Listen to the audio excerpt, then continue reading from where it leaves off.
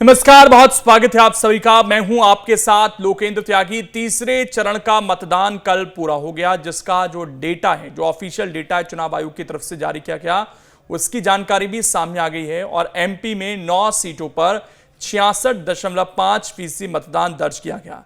सबसे ज्यादा राजगढ़ में 75.39% मतदान हुआ। बैतूल में यह आंकड़ा 71.65% रहा। ग्वालियर में जो आंकड़ा था वो पहुंचा 61.68%। और भोपाल में करीब 62.29% वोटिंग हुई। भिंड में 54.87% वोटिंग हुई। मुरैना में 58.22, विदिशा में 74.05% मतदान हुआ। सागर में 65.19% मतदान हुआ। छत्तीसगढ़ की 7 सीटों की अगर हम बात कर लेते हैं तो वहां पर करीब 71.06% मतदान हुआ। सबसे अधिक मतदान जो हुआ 78% वो हुआ सरगुजा के अंदर। और इसके अलावा रायगढ़ में 78.43 और कोरबा में भी अच्छी वोटिंग हुई 75.5%। जांजगीर चांपा में 65.92 और दुर्ग में 72.29% वोटिंग हुई। रायपुर में 66.02%, बिलासपुर में 63.95% मतदान देखने को मिला। तो ये ऑफिशियल डेटा जो चुनाव आयोग की तरफ से जारी किया गया वो हम आपको बता रहे हैं कल कहाँ कितनी वोटिंग हुई। और अब इसमें बदलाव नहीं होंगे। आपको बता दें कि एक तरफ छत्तीसगढ़ में जहां चुनाव खत्म हो गया है, वहीं मध्य प्रदेश में अभी एक और चरण में 8 सीटों पर चुनाव होना है। मालवा निमाड़ की वो सीटें जहां पर रतलाम, इंदौर, उज्जैन, ये तमाम सीटें हैं, खंडवा जो अभी बची हुई हैं, जहां पर मतदान होना अभी बाकी है। और कल लोगों ने बढ़ चढ़कर मतदान किया। सुबह सुबह काफ़ी क्रेज वोटर्स में दिखा। हालांकि छत्तीसगढ़ में आप देखेंगे तो सबसे ज़्यादा वोटिंग देखने को मिली।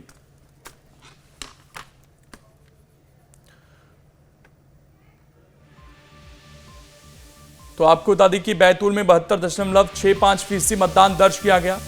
और ये फाइनल डेटा है जो चुनाव आयोग की तरफ से आया है। और बैतूल में यह आंकड़ा पहुंचा 72.65% तक। पिछली बार यहां करीब 78% के आसपास मतदान हुआ था। तो उस लिहाज से इस बार थोड़ा सा कम मतदान यहां पर दर्ज किया गया है। आपको बता दें कि बैतूल में पिछली बार जो चुनाव था वो 78.15 था। इस बार करीब 6% मतदान कम हुआ है बैतूल के अंदर। हालांकि जो ओवरऑल आंकड़ा है मध्य प्रदेश का वो पहले जैसा ही है, 66%। पिछली बार भी मतदान था 66.88%। 2019 में अगर हम बात करें इन सीटों पर तो उतना ही मतदान इस बार भी हुआ है। बैतूल में एक बड़ी गिरावट देखने को मिली है और करीब 6% वोटिंग जो है वो यहाँ पर कम देखने को मिली है। तो तीसरे चरण में ये बैतूल का आंकड़ा हम आपको दिखा रहे हैं। इसके अलावा अगर हम बात करें कुल जो इलेक्शन रहा वो रहा 66.05%, जबकि पिछली बार से ये थोड़ा सा कम है। 66.88% के करीब पिछली बार हुआ था और उससे ज़्यादा कमी नहीं आई है। बैतूल में लेकिन एक बड़ा डिप दिखा, करीब 6% का। वहाँ पर जो 78% के आसपास मतदान था, इस बार उतना मतदान नहीं देखने को मिला।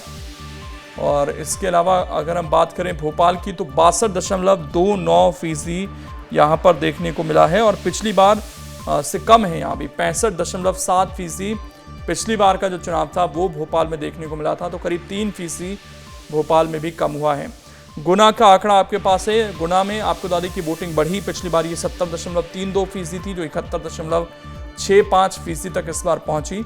तो गुना में जो है वो मतदान बढ़ा और करीब 1.5% की ग्रोथ यहाँ पर देखने को मिली पिछले बार के मुकाबले 2019 के। तो ये तमाम सीटों का जो समीकरण है वो आपको बता रहे हैं हम। ये देखिए, ये 2014, 2019 और 2024 के आंकड़े भी आपके सामने हैं। राजगढ़ का आप देख सकते हैं 64%, 74 और 75। विदिशा 65, 71 और 74, यानी कि विदिशा में भी जो वोटिंग है इस बार बढ़ी। भोपाल में घटी है 57, 65 और 62, करीब 3% वोटिंग घटी। सागर में 58, 65 और 65, यानी कि लगभग उतनी ही वोटिंग हुई।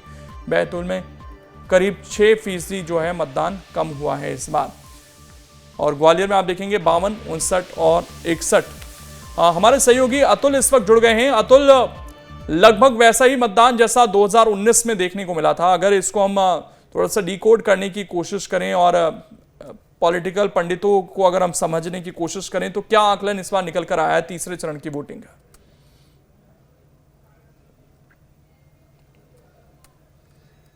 देखिए लोकेट, बिल्कुल जिस तरीके से हम ये कयास लगा रहे थे कि पहले चरण और दूसरे चरण में जिस तरीके से मतदान का प्रतिशत थोड़ा सा कम रहा था, उसके बाद तमाम सियासी दल ये चाह रहे थे कि जब तीसरे चरण का चुनाव हो या चौथे चरण का जब मतदान हो तो उस दौरान वोटिंग परसेंट बढ़ाया जाए। इसको लेके ये कोशिश भी की जा रही थी निर्वाचन आयोग की तरफ से भी और राजनीतिक दलों की तरफ से भी और प्रत्याशी उनकी तरफ से भी जो चुनाव लड़ रहे हैं।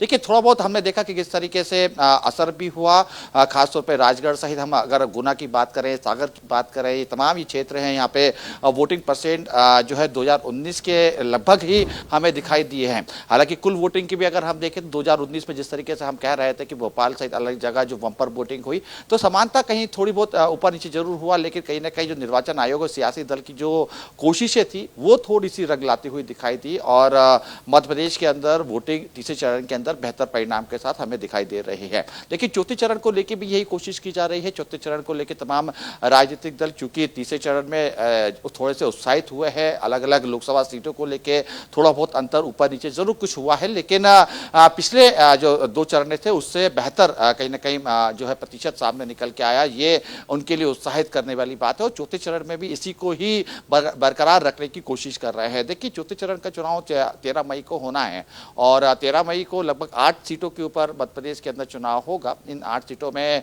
कई महत्वपूर्ण सीटें भी है, खासतौर पर मैं उज्जैन का जरूर यहाँ पे जिक्र करूंगा क्योंकि उज्जैन में के मुख्यमंत्री मोहन यादव हैं और पूरा फोकस इस समय मध्य प्रदेश का तमाम राजनीतिक दलों का और राजनीतिक जो नुमाइंदे हैं उनका फोकस उज्जैन में होगा। इसके अलावा मैं इंदौर की बात करूं, इंदौर ने भी बड़े बड़े नेता दिए हैं, कैलाश विजयवर्गीय तमाम सहित अलग अलग जो नेता हैं वो इंदौर से आते हैं, तो इंदौर भी हाई प्रोफाइल सीट है। धार, खंडवा में पूर्व जो केंद्रीय मंत्री रहे हैं अरुण यादव, उनका कहीं ना कहीं हस्तक्षेप रहा है, तो वहां पे भी एक हाई प्रोफाइल सीट के तौर पर हम इसको ले सकते हैं। हालांकि वो चुनाव नहीं लड़ रहे हैं लेकिन सीधे तौर पर उस हस्तक्षेप उनका यहाँ पे है। देखिए अब ये कोशिश की जा रही है कि तीसरे चरण से ज्यादा बेहतर जो वोटिंग प्रतिशत है वो चौथे चरण के अंदर आए और चौथे चरण पे जो एक बम्पर वोटिंग जिसको हम शब्द कहते हैं वो कहीं ना कहीं मध्य प्रदेश के अंदर होते हुए दिखाई दे और इन 8 जो सीटें हैं उसके ऊपर ज्यादा से ज्यादा वोटिंग हो। इसको लेकर देखिए कांग्रेस की तरफ से हमने देखा कि किस तरीके से कल शाम से ही चर्चाओं का दौर शुरू हो चुका था। जीतू पटवारी ने अपने अलग अलग लोगों से चर्चा भी शुरू कर दी थी कि आगे चौथे चरण में किस तरीके से वोटिंग बढ़ाई जाए। मंडलम सेक्टर को जिस तरीके से तीसरे चरण के अंदर एक्टिव किया था, आगे की क्या रूपरेखा रहेगी। खासतौर पर बीजेपी की अगर हम बात करें तो आज से ही हम देख रहे हैं तमाम जो बीजेपी के बड़े नेता हैं, मुख्यमंत्री मोहन यादव की बात करें तो इन 8 सीटों के दौरे आज से शुरू कर दी है। बिल्कुल, ये सेकंड फेज के बाद अब तीसरे फेज की लड़ाई है। यहाँ पर हमारे साथ विनोद भी जुड़ गए हैं। विनोद, ग्वालियर का जो ट्रेंड है वो किस तरीके का दिखा, क्योंकि यहाँ वोटिंग 2019 के मुकाबले थोड़ी सी घटती हुई दिखी है। अगर हम कुछ जगह पर भिंड मुरैना में लगभग बराबर सी हुई है, तो ये ट्रेंड क्या बता रहा है? देखिए लोकेंद्र, 2019 के मुकाबले वोटिंग घटी नहीं बल्कि बढ़ी है। सभी चारों लोकसभा सीटों को देखें तो वोटिंग का जो परसेंट है वो 2 से 3% बढ़ा है। अब देखिए ग्वालियर की अगर बात करते हैं तो ग्वालियर जो लोकसभा क्षेत्र है उसका 2019 में पूरी लोकसभा का जो वोटिंग का प्रतिशत था वो 59.8 के आसपास था और जो अब इस बार बढ़कर 61.93 हो गया है। तो जो वोटिंग परसेंट बढ़ा है वो लगभग 2% इंक्रीज हुआ है। जबकि अकेले ग्वालियर जिले की ही बात करें, जो 5 विधानसभा सीटें आती हैं उसमें 5% की वृद्धि हुई है। भिंड में भी पिछली बार के मुकाबले इस बार बढ़ा, मुरैना में बढ़ा, गुना में भी बढ़ा। तो वोटिंग परसेंट 2-2.5% लगभग सभी जगह बढ़ा है। तो अब रही बात इसके सियासी समीकरण क्या निकाले जाएंगे, क्या नहीं निकाले जाएंगे, तो अभी तो देखिए कैलकुलेशन चल रहा है राजनीतिक दलों का कि जहां जिसके एजेंट थे वो अपनी पूरी लिस्ट लाकर अपने प्रत्याशी और अपनी पार्टी के जो पदाधिकारी हैं जिला स्तर पर, लोकसभा स्तर पर जो कोऑर्डिनेट करते हैं पूरे इलेक्शन को पार्टी की ओर से, उनको दे रहे हैं। तो उसका कैलकुलेशन हो रहा है कि किस पोलिंग बूथ पर कौन सा समुदाय, कौन सा समाज ज्यादा था, उसका कितना प्रतिशत वोट डला है। तो हर पोलिंग बूथ का एक कैलकुलेट जाति आधार पर कैलकुलेशन किया जा रहा है कि कितना प्रतिशत मतदान किस जाति का हुआ है। तो उस आधार पर पार्टियां 1-2 दिन में संभवतः एक आकलन कर लेंगी कि कहां किस पोलिंग बूथ पर उनको कितना वोट मिल रहा है। ये अनुमान के तौर पर एक आकलन होता है। बाकी तो देखिए ज्यादातर मतदाता किसी को बताते नहीं है कि वोट किसको दिया है, लेकिन जब जातीय आधार पर चुनाव होते हैं, जब जातियां प्रत्याशी के साथ खुल के खड़ी हो जाती हैं, तो इसी तरह से आकलन निकाले जाते हैं चुनाव के कि किस सीट पर कौन किस पर भारी पड़ रहा है। तो इसका आकलन आने में थोड़ा सा 1-2 दिन का वक्त अभी लग सकता है। लेकिन फिलहाल जिस तरह से वोटिंग का प्रतिशत बढ़ा है, अब वो एक चैलेंजिंग भरा काम था सभी लोकसभा सीटों पे कि इसको किसी भी तरह से बढ़ाना है। तमाम जागरूकता अभियान चलाए गए। हम लोगों ने भी, हमारे चैनल ने भी इसमें बहुत सक्रियता से काम किया कि घर से निकलें, वोट डालें। वोट गुरु जैसे प्रोग्रामों को लोगों ने देखा और देखने के बाद सेल्फी भेजी, टीवी पे लोगों ने अपनी तस्वीर देखी, तो उससे भी एक कह सकते हैं लोगों में उत्सुकता आती है। उससे लोगों को लगता है कि कुछ इंटरेस्टिंग हो रहा है, चलिए हम भी वोट डालने चलते हैं, अपनी जिम्मेदारी लोग समझते हैं। तो प्रतिशत बढ़ा है। अब अगले जिस चरण में, चौथे चरण में, जहां जिन जिन सीटों पे चुनाव होना है लोकेंद्र, वहां के लिए एक बहुत बड़ा चैलेंज है कि आपको कम से कम 2% इंक्रीज करना है। तो किसी सीट पे जाके 78% होगा, किसी पे जाके 76 होगा, कहीं कहीं 64 होगा। तो ये उन जिलाधिकारियों के लिए और वहां के नेताओं के लिए बहुत बड़ा चैलेंज हो गया है। अतुल, इसके अलावा अगर विधानसभा वार इसको थोड़ा समझने की कोशिश करें तो 4-5 महीने में वोटिंग का ट्रेंड क्या बता रहा है, कितना बदला है, और उससे घटत बढ़त अगर देखें तो किस तरह की बन सकती है?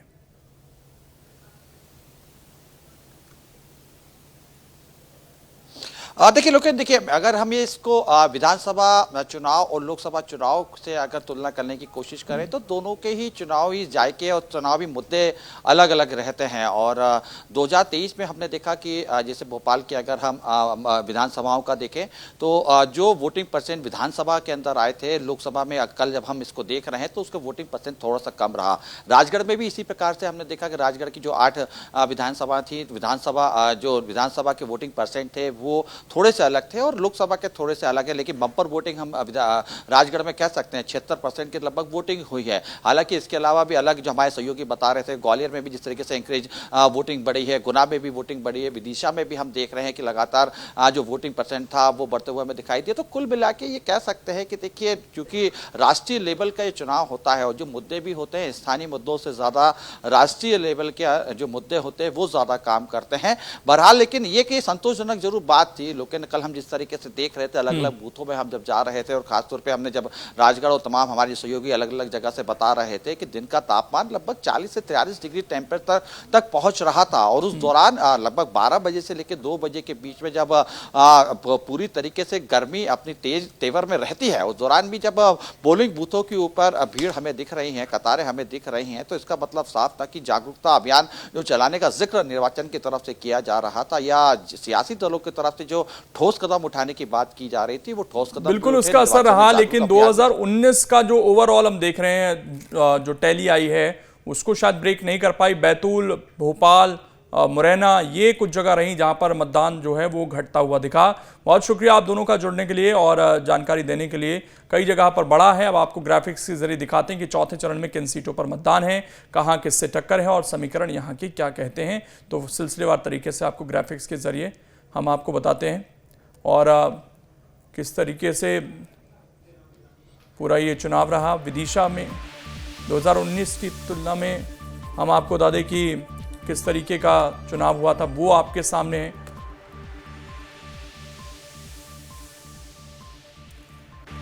तो ये देखिए अब टक्कर किस किस के बीच है वो जरा आप देख लीजिए। ये आपको हम देवास के समीकरण समझा रहे हैं। महेंद्र सिंह सोलंकी बीजेपी से हैं और राजेंद्र मालवीय यहां से कांग्रेस से चुनाव लड़ रहे हैं। तो ये आपको बता दें कि देवास के समीकरण हैं। देवास सीट पर बीजेपी का दबदबा रहा है और 2019 में महेंद्र सिंह सोलंकी यहां से चुनाव जीते थे। बीजेपी से महेंद्र सोलंकी प्रत्याशी हैं इस बार भी और देवास में कांग्रेस से राजेंद्र मालवीय मैदान में हैं। तो ये दो चेहरे हैं। उज्जैन क्योंकि मुख्यमंत्री का गृह क्षेत्र भी है, वहां पर इस बार अनिल फिरोजिया पर एक बार फिर से पार्टी ने विश्वास जताया है और महेश परमार यहां से कांग्रेस की तरफ से चुनाव लड़ रहे हैं। आपको बता दें कि सत्यनारायण जटिया लगातार यहां से 6 बार जीते थे और 2019 में अनिल फिरोजिया यहां से चुनाव जीते थे। बीजेपी से अनिल फिरोजिया फिर से एक बार मैदान में हैं। यहां पर कांग्रेस से महेश परमार प्रत्याशी बनाए गए हैं। यह सीट अनुसूचित जाति के लिए आरक्षित है और उज्जैन में विधानसभा की 8 सीटें आती हैं। मुख्यमंत्री भी यहीं से आते हैं। सभी 8 सीटों पर बीजेपी का फिलहाल कब्जा है, यानी कि महाकाल की नगरी में कांग्रेस क्लीन स्वीप हो गई थी। और वोटर्स की संख्या देखें तो 17,72,000 के करीब है। पुरुष वोटर्स में 8,95,392 के करीब हैं। और अगर हम महिला वोटरों की बात करें तो 8,77,267 महिला वोटर हैं। बीजेपी का इस सीट पर हमेशा से दबदबा देखने को मिला है। 1989 के बाद सिर्फ एक बार बीजेपी यहां पर हारी है। तो आप समझ सकते हैं कि उज्जैन में हमेशा बीजेपी जीती रही और उसमें भी सत्यनारायण जटिया लगातार 6 बार यहां से चुनाव जीते। अब बात कर लेते हैं इंदौर की, जहां से शंकर लालवानी हैं और उनके सामने हैं संजय सोलंकी बीएसपी की तरफ से। 2019 में बीजेपी के शंकर लालवानी यहां से जीते थे। कांग्रेस की तरफ से जो उम्मीदवार थे उनका आपको बता दें कि उन्होंने नामांकन वापस ले लिया और 1989 से इंदौर सीट पर बीजेपी काबिज है। और यहाँ पर लगातार 8 बार सुमित्रा महाजन ने जीत दर्ज की, वो यहाँ से सांसद रहीं। कांग्रेस प्रत्याशी ने नाम वापस ले लिया, अक्षय कांति बम ने यहाँ से, और कांग्रेस से कोई मैदान में नहीं है। तो रास्ता लगभग साफ है। हालांकि बीएसपी की तरफ से संजय सोलंकी टक्कर देते हुए नजर आएंगे। इंदौर में कुल 8 विधानसभा सीटें हैं। कुल वोटरों की संख्या 25,02,529 है। इसमें पुरुष वोटर्स की अगर हम बात करें तो 12,63,169 और महिला वोटर्स की अगर हम बात करते हैं तो 12,39,262 है। तो ये इंदौर का समीकरण, जहां पर शायद बीजेपी के लिए स्थिति काफी क्लियर है। बात मंदसौर की करें तो यहां पर सुधीर गुप्ता बीजेपी की तरफ से चुनाव लड़ रहे हैं, वहीं दिलीप सिंह गुज्जर कांग्रेस की तरफ से चुनाव लड़ रहे हैं। सीट पर बीजेपी का प्रभाव रहा है। लक्ष्मी नारायण लगातार 6 बार यहां से जीते। 2019 में बीजेपी के सुधीर गुप्ता जीते थे। बीजेपी से सुधीर गुप्ता प्रत्याशी हैं, कांग्रेस से दिलीप सिंह गुज्जर प्रत्याशी हैं। मंदसौर में विधानसभा की 8 सीटें हैं और 8 में से 7 पर बीजेपी के विधायक हैं। कुल वोटरों की संख्या की अगर हम यहाँ पर बात करते हैं तो 18,91,121 हैं। पुरुष वोटर्स की संख्या की बात करें तो 9,54,926 और महिला वोटर्स की बात करें तो 9,36,000 यहाँ। तो इस सीट पर भी बीजेपी लंबे समय से मजबूत रही है। विधानसभा चुनाव में भी जो रिजल्ट आए उसमें से केवल एक सीट बीजेपी हारी, बाकी सभी पर बीजेपी के कैंडिडेट जीते। तो यहाँ भी बीजेपी का एक तरीके से दबदबा रहा है। अब बात करेंगे रतलाम की, और रतलाम के जो 2 कैंडिडेट हैं वो आपके सामने हैं। अनिता नागर चौहान बीजेपी से हैं यहाँ पर और कांतिलाल भूरिया कांग्रेस से हैं। कांग्रेस का गढ़ रही है रतलाम लोकसभा सीट। 13 बार कांग्रेस ने इस सीट से जीत दर्ज की है। दिलीप सिंह भूरिया यहाँ से 6 बार निर्वाचित हुए। 2014 में बीजेपी ने कांग्रेस के गढ़ में सेंध लगाई। बीजेपी से अनिता नागर चौहान प्रत्याशी हैं, कांग्रेस से कांतिलाल भूरिया चुनावी मैदान में हैं। रतलाम सीट एसटी के लिए आरक्षित है। रतलाम लोकसभा क्षेत्र में विधानसभा की 8 सीटें हैं। 8 में से 4 सीटों पर बीजेपी के विधायक हैं। 3 विधानसभा सीटों पर कांग्रेस का कब्जा है। रतलाम सीट पर अगर वोटर्स की अगर हम बात कर लेते हैं तो 20,84,882 हैं, जिसमें पुरुष मतदाताओं की संख्या करीब 10,35,456 और महिला मतदाताओं की संख्या 10,49,387 है। भील वोटर इसमें करीब 55% हैं और भिलाला 25% के करीब हैं। तो इस तरह की जो मुकाबला है वो देखने को मिलेगा और कांग्रेस यहाँ पर टक्कर देते हुए नजर आ सकती है। कांतिलाल भूरिया पूर्व केंद्रीय मंत्री रह चुके हैं और बड़ी जिम्मेदारी उन्होंने ली है, अपने क्षेत्र से चुनाव लड़ रहे हैं, तो उनकी साख भी कहीं ना कहीं दांव पर रहने वाली है। अब अगली सीट जो है वो है धार की। यहां से सावित्री ठाकुर बीजेपी की तरफ से चुनाव लड़ रही हैं और राधेश्याम मुवेल जो हैं वो कांग्रेस की तरफ से हैं। धार सीट पर कांटे की टक्कर रही है। बीजेपी 7 और कांग्रेस भी 7 बार यहां से जीती। 2019 में सावित्री ठाकुर जीती थी। सावित्री सिंह बीजेपी के प्रत्याशी हैं, कांग्रेस से राधेश्याम मुवेल प्रत्याशी हैं। धार की कुल आबादी 25,47,730 है। 78% आबादी गांव में रहती है। धार में कुल वोटरों की संख्या की अगर हम बात करें तो 16,58,975 है, जिसमें पुरुष वोटर 8,30,700 और महिला वोटर 8,28,022 हैं। तो ये धार के जो समीकरण हैं वो आपके सामने हैं और इस सीट पर मुकाबला कड़ा रह सकता है, क्योंकि हमेशा कांग्रेस और बीजेपी दोनों यहां पर मजबूत रहे हैं। महिला वोटर्स निर्णायक हो सकते हैं। 8,28,022 इनकी संख्या है और धार सीट पर हमेशा कांटे की टक्कर रही। अगली जो सीट है वो है खरगोन की, जहां से गजेंद्र पटेल बीजेपी से और पोरलाल खड़ते कांग्रेस से चुनाव लड़ रहे हैं। खरगोन सीट पर किसी एक पार्टी का वर्चस्व नहीं रहा। बीजेपी ने खरगोन सीट पर 7 बार कब्जा जमाया। कांग्रेस ने इस सीट से 6 बार जीत दर्ज की।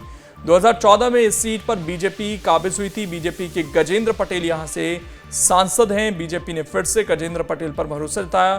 कांग्रेस ने पोरेलाल खरते को प्रत्याशी बनाया है। खरगोन सीट अनुसूचित जनजाति के लिए आरक्षित है। खरगोन लोकसभा क्षेत्र में 8 विधानसभा हैं, जिसमें से 5 सीटों पर कांग्रेस के विधायक हैं।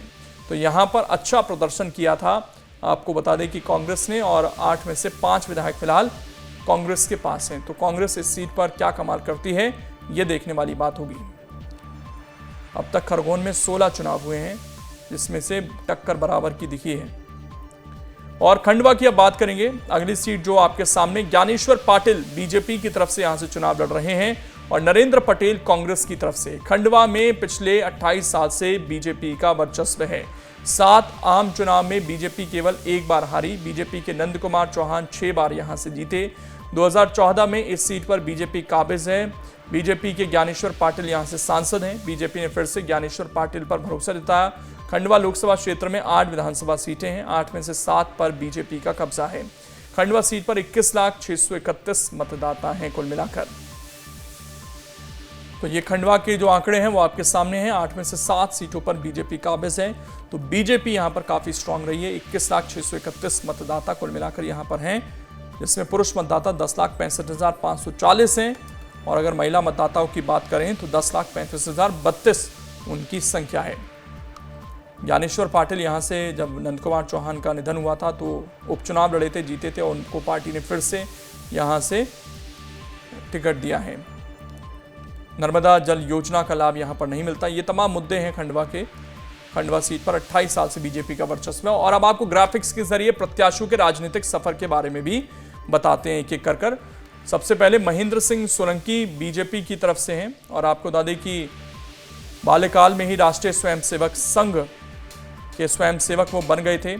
साल 1999 से 2003 के बीच कई आंदोलनों में उन्होंने भाग लिया। इसी कारण उन्हें जेल भी जाना पड़ा। 2001 में बीजेपी युवा मोर्चा के अधिवेशन में हिस्सा लिया था उन्होंने, और 2003 में हिंदू संगम में महत्वपूर्ण भूमिका उनकी तरफ से निभाई गई थी। अगर बात करें उनके आगे के सफर की तो 2006 में राज्य अधिवक्ता परिषद जबलपुर में पंजीकृत हुए वो। तो ये उनका सियासी सफर अभी तक का रहा है और संघ से वो जुड़े रहे। 2019 में देवास शाहजहांपुर संसदीय सीट से टिकट मिला। 3.5 लाख से अधिक मतों से उन्होंने विजयी प्राप्त की थी। तो ये उनका सियासी सफर रहा है। और इसके अलावा संघ से उन्होंने अपनी शुरुआत की थी। साल 1999 से 2003 के बीच कई आंदोलनों में भाग लिया। अनिल फिरोजिया की अब बात कर लेते हैं। वो बीजेपी के प्रत्याशी हैं उज्जैन से। उनका सियासी सफर किस तरीके का रहा है वो आपको बताते हैं। पिता से प्रेरणा लेकर राजनीति में उन्होंने कदम रखा था और स्वर्गीय भूरेलाल फिरोजिया के बेटे हैं अनिल फिरोजिया। अनिल फिरोजिया ने बीकॉम तक शिक्षा ग्रहण की है और काफ़ी पढ़े लिखे हैं और उनके पिता भी राजनीति में थे। उन्हीं से प्रेरित होकर वो भी राजनीति में आए। एबीवीपी, बजरंग दल, युवा मोर्चा का वो हिस्सा रहे, यानी कि कॉलेज से ही उन्होंने अपनी जो राजनीति है वो शुरुआत कर दी थी। भाजयुमो के मंडल अध्यक्ष भी रहे अनिल फिरोजिया और भाजयुमो प्रदेश मंत्री, प्रदेश उपाध्यक्ष भी रहे। वर्तमान में उज्जैन से सांसद हैं अनिल फिरोजिया। अगला जो नाम है वो है कांग्रेस प्रत्याशी महेश परमार और वो यहां पर टक्कर देते हुए नजर आ रहे हैं। तो उनकी भी बात करेंगे जिन्होंने छात्र राजनीति से अपना सफर शुरू किया था। लेकिन फिलहाल छोटे से ब्रेक के लिए यहां पर रुक रहे हैं। खबर लगातार जारी है।